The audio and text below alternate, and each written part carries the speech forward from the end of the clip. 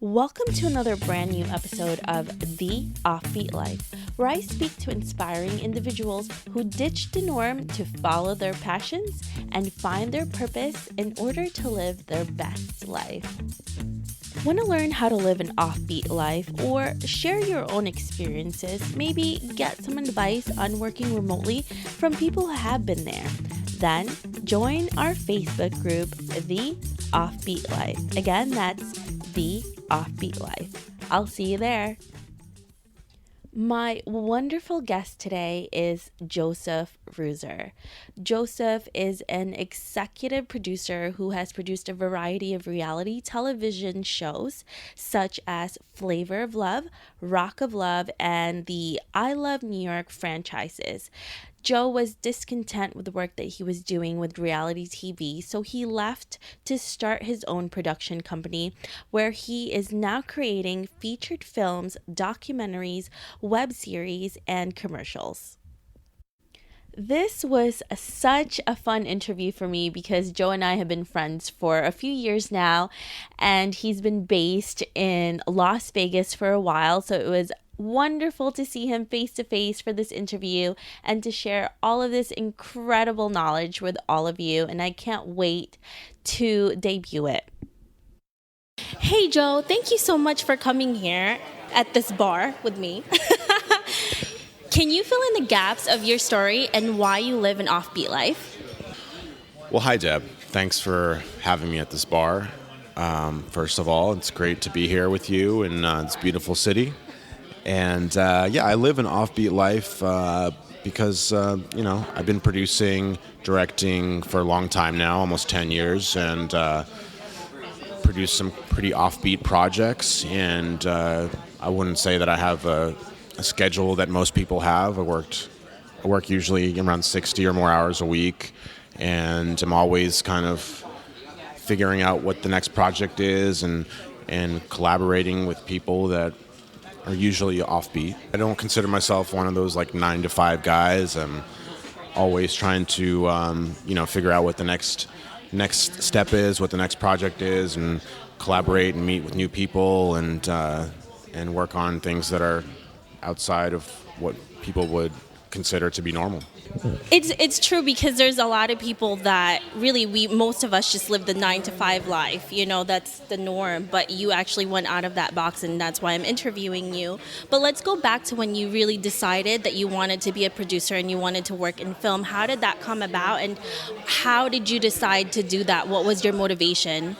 I don't remember really deciding that I wanted to work in film or TV or anything like that, but I've always been kind of interested ever since I was a little kid. I think my first memory would be as a child. I grew up in the former Soviet Union, and we had a neighbor that was a film actor, and he actually ended up, working on a few films out here in the U.S. But back then, that was the late 80s, early 90s, actually late 80s, before the collapse of the Soviet Union in 1991. But he came over to our apartment with, at the time, a VHS camcorder.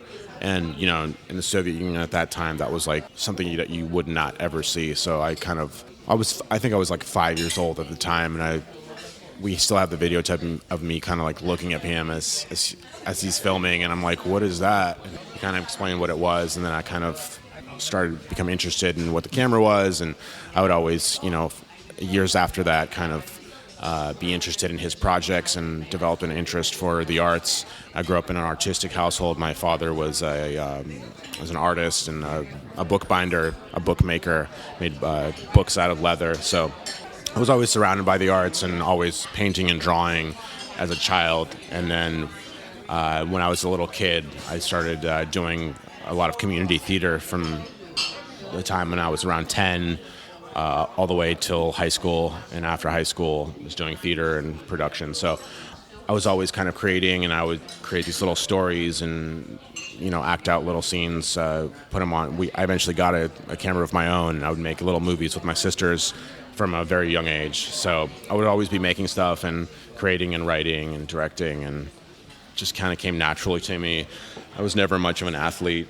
I wanted to be a basketball player, but I was way too short and just too Jewish. And that never really worked out for me. My grandfather was a physicist, so I was supposed to be, good at math, but I really was not. So the only thing that I kind of excelled at was the arts, was either drawing or acting or directing. Once I got out of high school, I went to LA. I was on a show on Nickelodeon for a little while and acting, but my passion would always be to kind of create my own projects, even if I was acting in them. But ultimately, anything that I did, I had kind of a vision to it. So, and I didn't want to be one of those guys that just sat around waiting for the next role or auditioning all the time. So I started creating my own content, and it just kind of kept going from there. Your childhood, it seemed like you had a lot of influence from your parents, especially your dad, because he's also an artist. I also didn't know that you were born in the Soviet Union.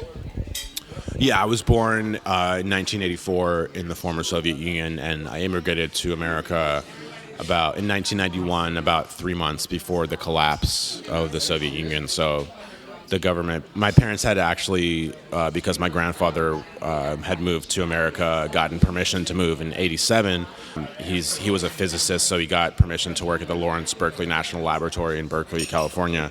So he invited us back then, but it took almost 8 years, about 8 years for my parents to get permission. And basically the government was like, all right, you guys have 10 days to pack up all your stuff and get out of the country, and you have to pay us money to revoke your citizenship because you guys are traitors to the country. So we basically had like 10 days to pack everything up and just get out.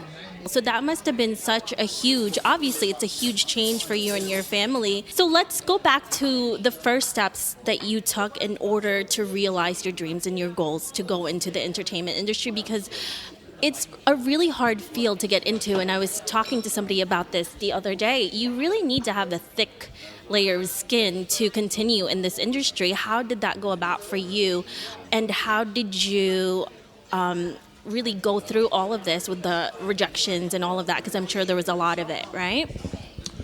I was used to rejection just from an early age, just asking girls out on dates. So I got used to that pretty quickly. So rejection wasn't really that hard for me. I mean, I've been doing it for such a long time, and acting and doing creative stuff since I was a kid. So I knew that I was good at it.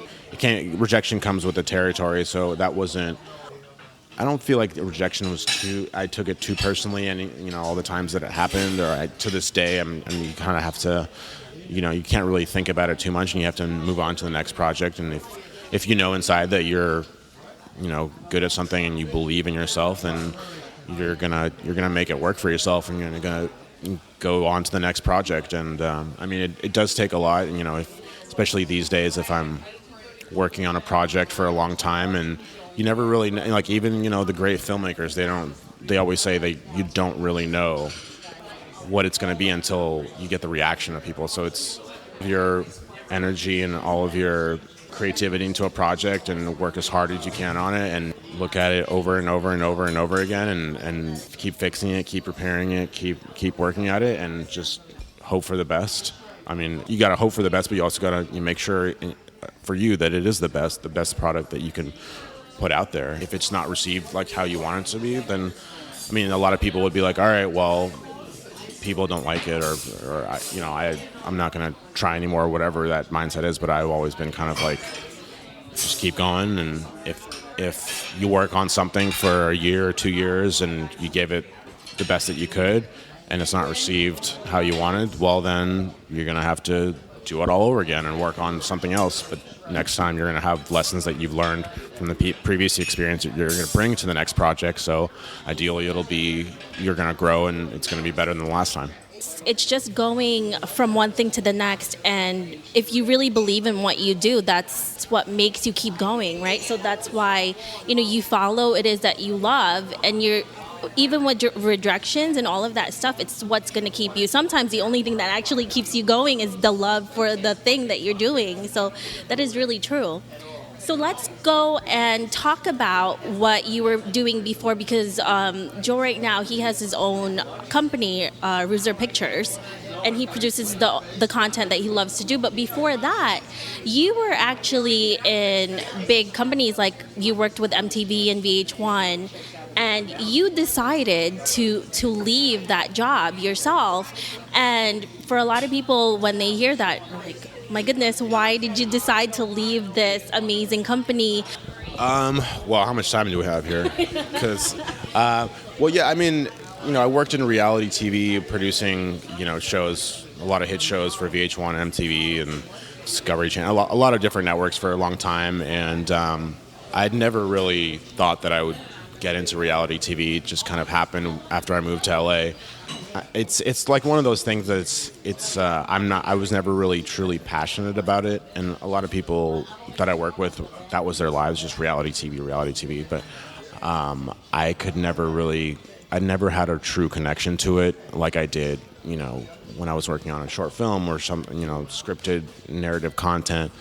And the other thing I really didn't kind of connect with was just the aspect of manipulating people's like actual lives on camera, which I don't pretend to have some kind of like moral high ground when it comes to, producing. I know the industry is not really, the holiest of things to be doing or anything like that. But when it came to certain programming, when you're kind of dealing with people's emotions and, setting up scenes that could potentially get someone to get hurt because they're dealing with a person that could get violent, or basically I was dealing with people that wanted to advance the story of the episodes, and they're doing their jobs, and I get it, but at the same time they were hurting those people's lives that they were kind of manipulating and documenting.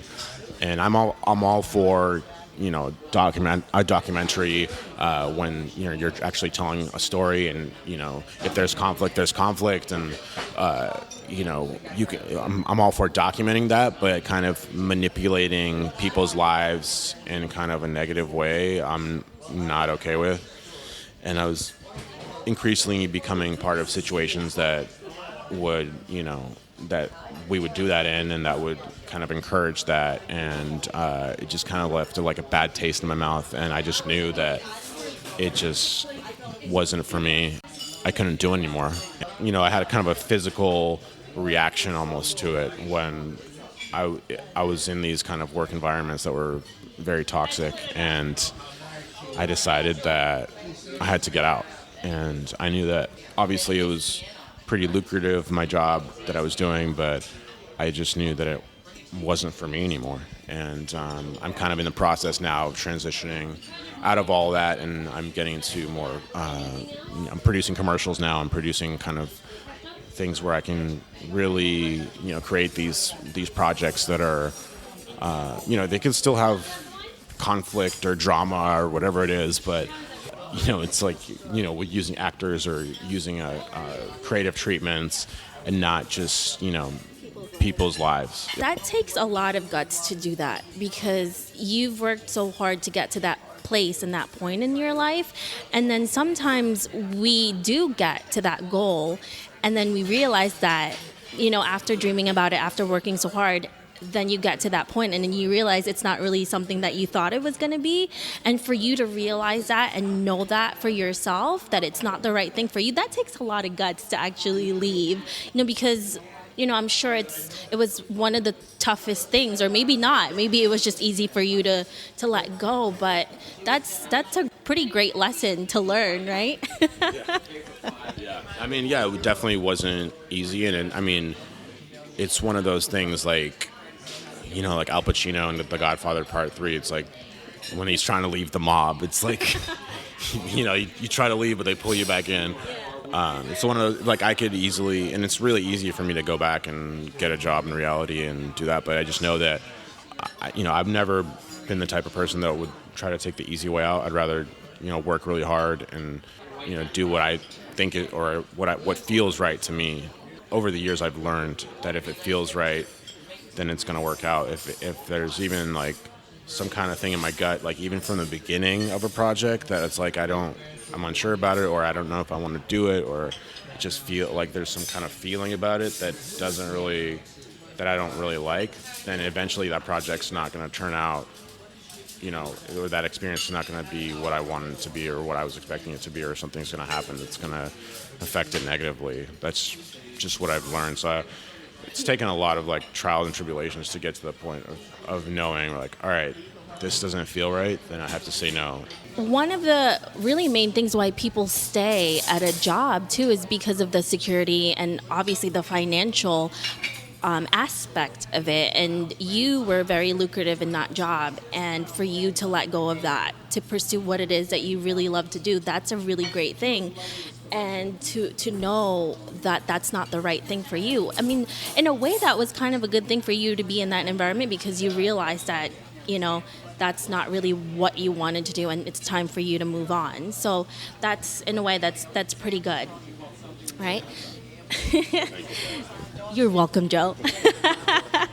You've been through a lot of things already. You worked with huge companies. You have started your own company. What has been the biggest setback so far that you've encountered, and how did you handle that? It's been a few setbacks, but I would say overall, just working at other companies has been. I mean, I've learned a lot, even if my experience wasn't. Even if the experience wasn't the greatest over the past few years or whatever the company was, I feel like I've learned a lot. But just having the time to do everything, and having, especially working on your own projects, if you're working at another company, that's really difficult and just takes a toll on you. Just basically, working 10 to 12 hours and then coming home and working until 3, 4, 5 in the morning on your own project, getting a couple hours of sleep, and then going back to work. Over time, it takes a toll on you. So I guess time, just having more time or not having enough time is probably the biggest thing. And, just not spending time with people that you love, or not having enough time to do other things, kind of just sacrificing everything. That's a really big setback. Is time, not having enough time, especially with people that you love and, things that you like to do besides just your passion. But again, it's a lot of sacrifices, right, to get to this point and to get to what you really want to do. And that's one of the biggest things. And, we just have to remind ourselves a lot of times to stop what we're doing and give ourselves time to just think, or to get out of the project sometimes, because when you're in it for so long and for so many hours, like, you don't even know if it's night or day anymore.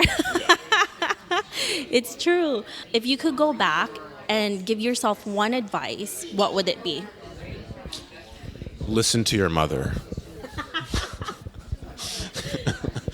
Yeah. I guess a lot of the decisions I made early on were just kind of based on kind of like, I had like kind of a rebellious kind of attitude. I still do to some degree, but I feel like it would have been better if I, earlier on had kind of like figured out and written down a game plan. Because when you're younger, it feels like you have all this time in the world and everything's going to happen how you expect it or want it. And 10, 15 years later, you're like, all right, well, some things happened and some things didn't. And but you learn from those experiences. But yeah, I mean, I think writing out a 10-year plan, a 20-year plan, fresh out of high school is something that I definitely wish I would have done. It's everything you do is ultimately a learning experience. And sorry, my bat phone is going off. I don't know. If I have a negative experience with a production, or something goes exactly the opposite of how I wanted it to go, obviously you can feel frustration or disappointment in the moment, but ultimately you have to take those experiences and use them.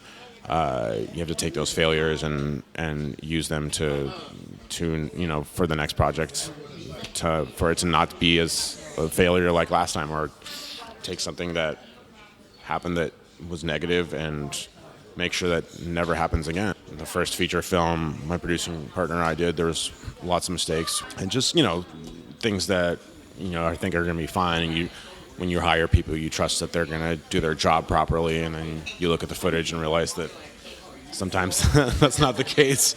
So it's just of kind of learning from each one of your experiences and making sure that the next one is a little tighter and sharper than the last. When you have those, those are setbacks, right, and mistakes that you make. But the more mistakes you make, the more you learn, and the better it becomes later on, especially with what you're doing with the content and everything. And I do love the fact that you mentioned goal setting, because I was like that too. I never used to write down what it is that I wanted to do, and you kind of just like do whatever it is that you feel like, and then you don't write it down, you don't set the goals, you don't do what it is. The more you write things down and set a goal, it's easier for you to take one thing at a time and work on it, because you have that thing that you're trying to work on. So I really love that, Joe. Let's talk about how you finance your career right now as you started your business. How did you end up leaving your job, and what is it like right now for you to create finance and for you to continue to create the income that you're doing? Yeah, I mean, it's always like, I always use, whatever job I'm at, I'm kind of use what I make, my savings, to finance current projects or help finance. Over the last couple years, though, I've been starting to raise more money outside of my own finances for these projects. But ultimately, even if you don't want to do it at the time in terms of like financing, if you can finance your own projects, I'd recommend just to do it, because you'll have the complete ownership of your project. Obviously, if someone was to give me a few $1 million to do a movie, I'm not going to say no. But there's always that fine line, because it's like, if someone gives you money, then they expect to have ownership, and it's very rare that you can find someone that you can collaborate with and that you trust completely in terms of them having creative input. A lot of the times, even if I do like an independent project where someone puts up some money for it, in my experience, there's always been issues, because that I'm usually more experienced than that person, and that person may have a good idea, but they don't have the background, or the experience or know-how to make it come to fruition. But they feel like, since they're putting up the money, that they have a say creatively and everything. And I feel like that's a big struggle with it's been a big struggle for, ever since the beginning of show business. I feel like with networks and creative people, there's always a disconnect.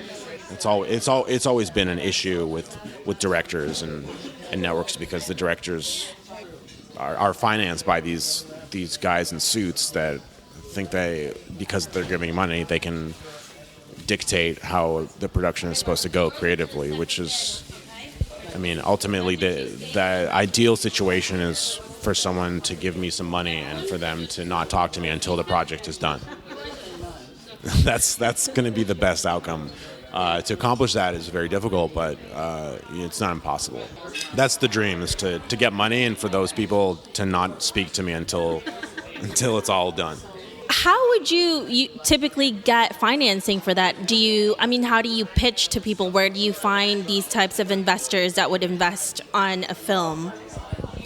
That's like a tricky question. It's not like a specific website or place you can really go to. It's investors.com. Yeah, just get your movie made. It's something that I feel like most filmmakers struggle with, and but there are people out there. You just have to meet the right people that are that have the money and to have the interest, and ultimately, if they believe in you to make the project happen, they'll give you the money.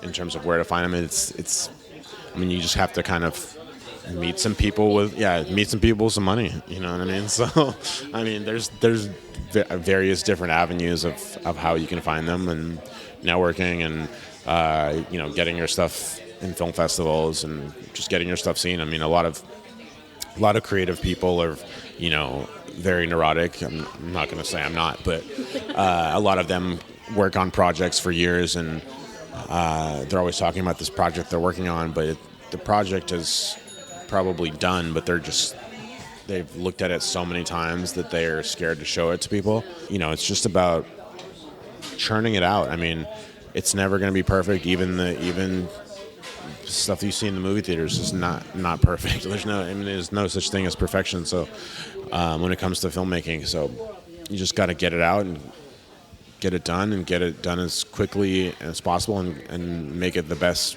product that you can make it. If it does something great, if not, then you have to be mentally prepared just to do it all over again. That's really true. It's really hard, especially if you're creative and you have all of this work that you did and you put so much time and effort and a lot of yourself into it, and it's very hard to put that out there and for a whole audience to see it. And I think that's why it stops many to just show it even, right? Like you said, the first thing that's the toughest is just putting it out there in the first place. So that's true. So let's talk about the worst advice you have ever received from someone. Can you remember that? And Yeah, it was actually for a rap party for, I forget which show it was, but it was when I worked for this company called 51 Minds, and we did a show with Christopher Knight. He's one of the Brady Bunch kids, and we were at this rap party. And he was a little drunk, or maybe I was a little drunk, or maybe we were both a little drunk. And I was just like, I was like still starting out at the time. I was like a production assistant, and I was like, "Hey, Chris, can I just ask you a quick question?" And he was like, "Yeah, sure, man. What's up?" And I was just like, I was like still starting out at the time. I was like a production assistant. "Chris, can I just ask you a quick question?" And he was like, "Yeah, sure, man. What's up?" I was like, in my a dick. It was like a joking question, but I said it with a straight face. I was like, "Hey, man, what's your secret?" And he's like, "Well, my secret is don't aim too high or too low, just somewhere in between. Just be realistic about life." I'm like, it's like, it's pretty realistic advice, but it's not anything inspiring or it's kind of, I thought at the time it was, just be mediocre at best, pretty much. That's, and just any advice where someone has told me to basically just, go the standard route, or, to me it's like, as cheesy as it sounds, you have to go with your gut, your heart, whatever it is that, you have to, no matter what, because at the end of the day, it's you're not going to look back at your life and think about how much money you've made. You're going to look back and think about, like, the things that you've done, the creative projects that you've put out there and enjoyed, and the people that hopefully you've touched with them, and hopefully that will have made an impact on someone. To me, that's what's kind of important. I've never done this for money. It's nice to make money doing this, but it's not like my main purpose. You have to love what you do. Well, you know what it is, too? I think sometimes people give us those advice because they didn't reach something with what they wanted to do. So maybe they thought it's a good idea to give you that advice. But just because they didn't get to that point doesn't mean you're not. You don't know what you're capable of until you push yourself to your own personal limit. So nobody can tell you what kind of, limit you have until you do it yourself.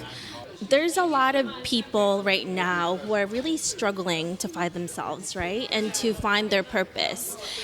And what would you say to them, who, to those people who are still trying to do that and really are very confused, or even if they knew what they were doing, they're just really struggling to actually take that first step that you did when you left a lucrative career, start your own company and to do something that you knew you were passionate about? Yeah, I think it goes back to the thing about just listening to your gut and how your mind or body, like, physically reacts to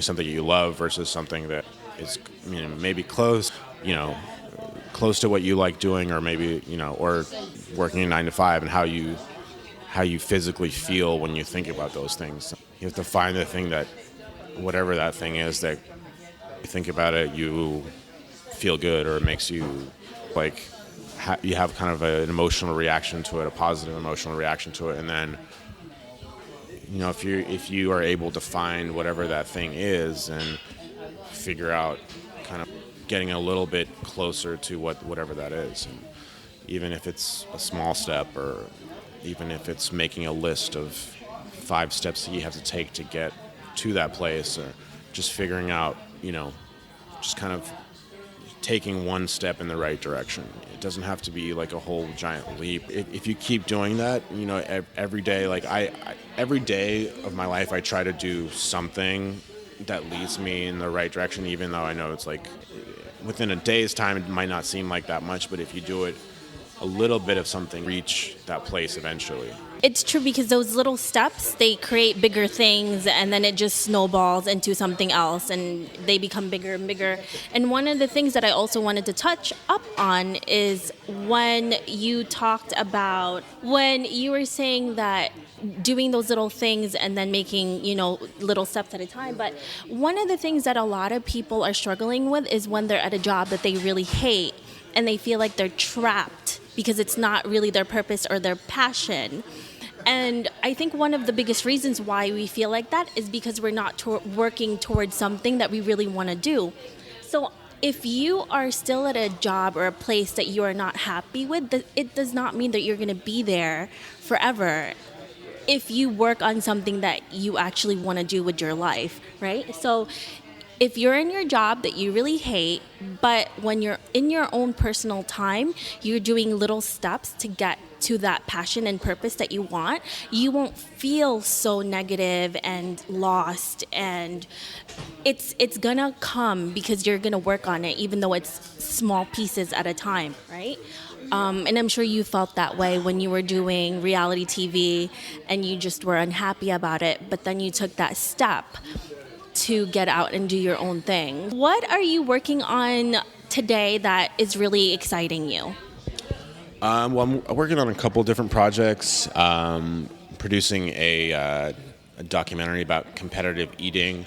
We've been filming like the Nathan's hot dog eating competition in the last couple of years, so I'm editing that right now. We're also like developing a project. We're going to shoot like a feature-length project that we're going to shoot next year called The Red Troll, about a troll that is like a government-hired troll during the Clinton-Trump campaign. It's kind of a dark satire. My producing partner Sean Slater is doing a documentary he produced called Target St. Louis, about a group of like an African American community in St. Louis that was basically was tested on. Government went in and in the 60s and exposed this community to high levels of radiation poisoning, and now the community is still feeling the effects of that poisoning to this day. So they went in and shot with the community there. And we have a few other projects that we're developing, one about the Harlem Globetrotters. So we're having a few documentary projects that we're working on, and as well as developing some feature-length content. And we're starting a new kind of a parent company to our own company called And Media, and we're specializing in commercial production as well. I've been kind of producing commercials lately, higher end ads, 30-second, 1 minute long ads that we're kind of adding to our kind of roster of projects. That sounds amazing. It seems like you guys are really busy right now and so exciting. I can't wait to see all of the projects that you are all going to be doing. If our listeners want to know more about you and what you do and Ruzer Pictures, can you let us know where they'll find you? Yeah, you can check me out on ruzerpictures.com, RUZER Pictures, and same name for my Instagram and Facebook page. That's the best way to reach me at the moment. And we have like our reel up there and all of our content, snippets of our content. We're also some of our feature films are available on Amazon and Vudu and Xbox Live and Google Play, as well as some other third-party platforms online. Amazing. Thank you so much, Joe, for coming here and having cocktails with me. My first ever in-person interview is with Joe. Thanks, Joe. Thank you, Deb. I'm always up for cocktails here with or without this microphone. So Awesome. Thanks. I hope you enjoyed this episode with Joe. Make sure to visit theoffbeatlife.com. Again, that's theoffbeatlife.com for killer resources and so much more. Love a good audiobook as much as I do? Of course you do. You're in luck. I'm giving away a free audiobook and a 30-day trial to audible.com.